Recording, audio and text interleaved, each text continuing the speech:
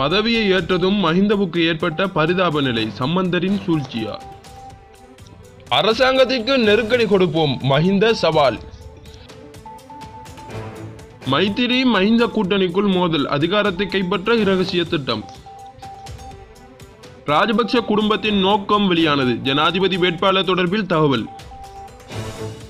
சற்று முன்னர் புதிய அவதாரம் எடுத்தார் மஹிந்த. அரச ஊழியர்களுக்கு அதிர்ச்சி கொடுத்த அரசாங்கம். மஹிந்த தவறான முடிவை எடுத்தால் ஆதரிக்க மாட்டோம், சனத் நிஷாந்த். பதவியை ஏற்றதும் மஹிந்தவுக்கு ஏற்பட்ட பரிதாப நிலை, சம்பந்தரின் சூழ்ச்சியா? எதிர்க்கட்சி தலைவர் மஹிந்த ராஜபக்ச தனது கடமைகளை இன்று உத்தியோகபூர்வமாக ஆரம்பித்துள்ளார். எதிர்க்கட்சி தலைவர் அலுவலகத்தில் இன்று காலை பணியை ஆரம்பித்த போதிலும் அவரது பணிகளுக்கு தடை ஏற்பட்டுள்ளதாக குறிப்பிடப்படுகின்றது. கொழும்பு ஸ்ரீமத் மார்கஸ் பெர்னாண்டோ மாவட்டத்தில் அமைந்துள்ள அலுவலகத்தில் அவர் பணியை ஆரம்பித்துள்ளார்.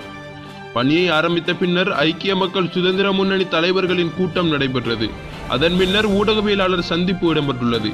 இதேவேளை முன்னாள் எதிர்க்கட்சி தலைவர் ஆர் சம்பந்தன் எதிர்க்கட்சி தலைவர் அலுவலகத்தில் இருந்து பொருட்களை எடுத்துக்கொண்டு வெளியேறியுள்ளார்.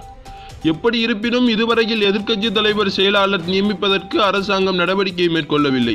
இதன் காரணமாக தொடர்ந்து மஹிந்த ராஜபக்சவின் நடவடிக்கைகளுக்கு தடை ஏற்பட்டுள்ளதாக எதிர்க்கட்சி பேச்சாளர் ஒருவர் தெரிவித்துள்ளார்.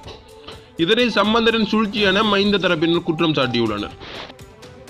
அரசாங்கத்திற்கு நெருக்கடி கொடுப்போம், மஹிந்த சவால்.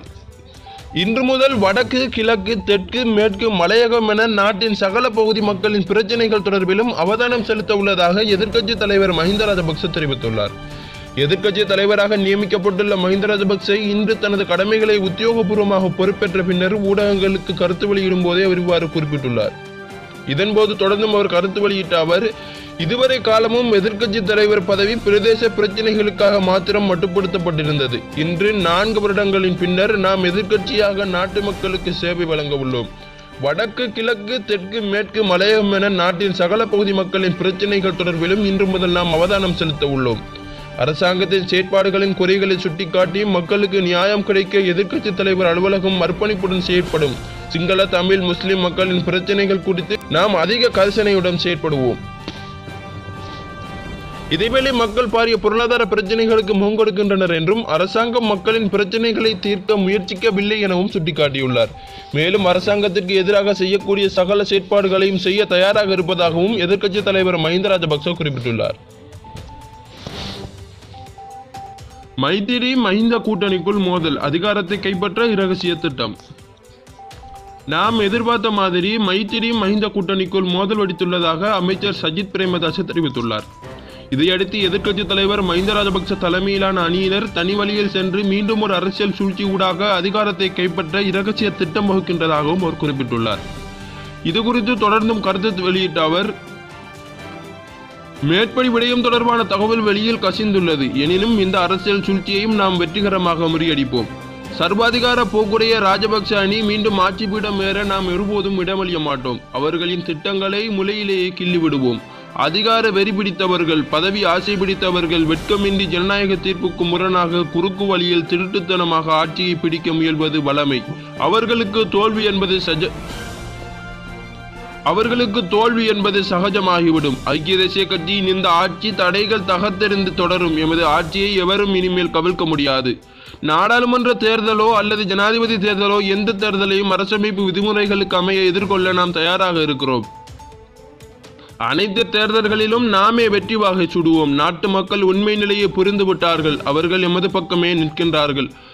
அக்டோபர் 26 அரசியல் சூழ்ச்சி மாதிரி மீண்டும் ஒரு அரசியல் சூழ்ச்சி அரங்கேறினால் நாம் மட்டுமல்ல, நாட்டு மக்களே அணிதிரண்டு முறியடிப்பார்கள்.